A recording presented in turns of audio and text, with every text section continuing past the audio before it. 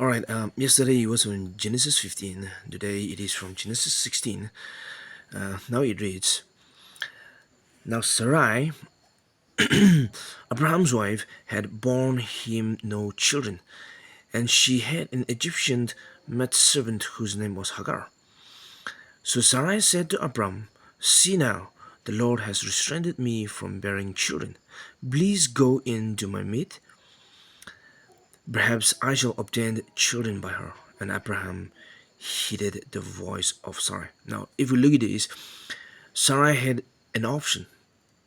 Her maidservant was her option. Now, if Sarai didn't had any options, then she would have fully have faith in God and waited for God's own timing only. But since Sarai had an option, she chose to rely on her own alternate ways. That is to have children through her maidservant Hagar.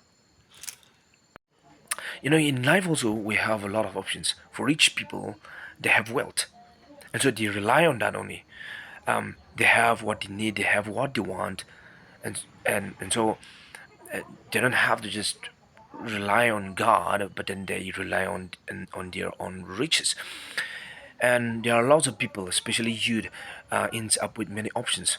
For example, their parents are looking for a job for them, a government job, that is also, and they themselves uh, also have their own passion, their own impatience, and they're, they're, they're pursuing for that.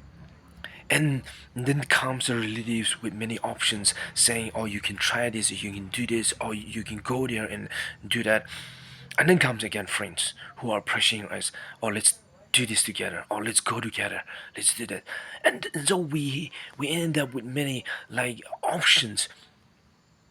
But how about like we just put our simple faith in God that one day He will make the way for us and make it happen, whatever He had planned for us.